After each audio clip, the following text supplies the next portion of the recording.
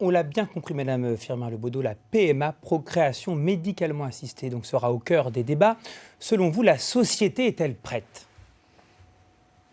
Je crois, oui, à titre personnel, que la société est prête, après de nombreux débats, après les débats qui ont été notamment menés par le Conseil d'éthique, lors des États généraux qui ont eu lieu en début d'année 2018.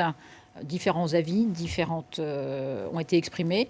Et le gouvernement a souhaité, dans le cadre de la révision de ce projet de loi bioéthique, inscrire la PMA pour toutes dans ce programme. Qui allez-vous auditionner ? Alors nous, à partir de mardi, nous lançons de nouveau un programme d'audition. Nous allons auditionner bien sûr le Conseil d'éthique, l'Agence de biomédecine, des professeurs de droit, des juristes, des gynécologues, des universitaires, des représentants des cultes et des associations aussi beaucoup pour la PMA, contre la PMA, mais aussi à des associations qui représentent notamment les autres sujets qui concernent ce projet de loi, comme vous l'avez vu dans le reportage.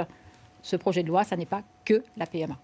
Et vous parlez donc des contres éventuels. Il y a des personnes qui s'opposent à ce projet. On pense bien sûr au collectif La Manif pour tous. Craignez-vous une nouvelle marée rose, comme lors du mariage pour tous ? Je ne sais pas s'il faut craindre une nouvelle marée rose. En tout cas, ce que je souhaite, c'est que les débats aient lieu, qu'ils soient apaisés, que tout le monde puisse s'exprimer, que toutes les idées puissent s'exprimer, et chacun, en fonction de ses convictions, en fonction de ses évolutions, puisse voter en ayant été, j'allais dire, le plus largement renseigné sur l'évolution du projet de loi qui est proposé.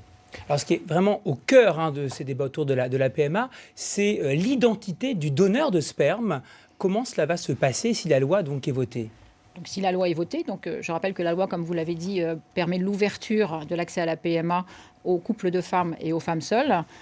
Et un des enjeux, bien sûr, c'est de savoir si l'anonymat est levé ou pas, et si l'enfant issu du don pourra avoir accès ou pas à cette levée d'anonymat. Donc la personne qui vient donner son sperme ne saura toujours pas pour qui elle le donne, c'est bien sûr une partie de l'anonymat, mais donnera son nom et son prénom qui seront dans un registre qui sera constitué par une association ad hoc qui mènera ce registre. Donc l'enfant qui est né pourra savoir un jour le nom de son père. À sa majorité, s'il le souhaite, il pourra effectivement avoir le nom de son donneur. Autre point également abordé, c'est l'égalité homme-femme. On parle de femmes seules, on parle de couples de femmes. Qu'en est-il des couples homosexuels d'hommes ? Est-ce un premier pas, cette PMA, vers la GPA, la gestation pour autrui ? La GPA n'est pas du tout évoquée dans ce projet de loi.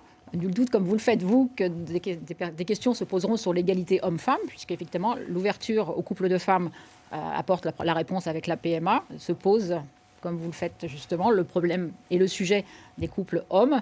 Et donc l'ouverture à la GPA, elle n'est pas du tout évoquée dans ce sujet. Ce n'est pas du tout l'objectif du projet de loi. C'est un autre débat qui ne manquera peut-être pas d'avoir lieu, mais qui n'est pas l'objet du projet de loi. Merci beaucoup, Madame Firmin-Lebaudot, d'avoir accepté l'invitation de France 3 Normandie. Merci beaucoup à vous.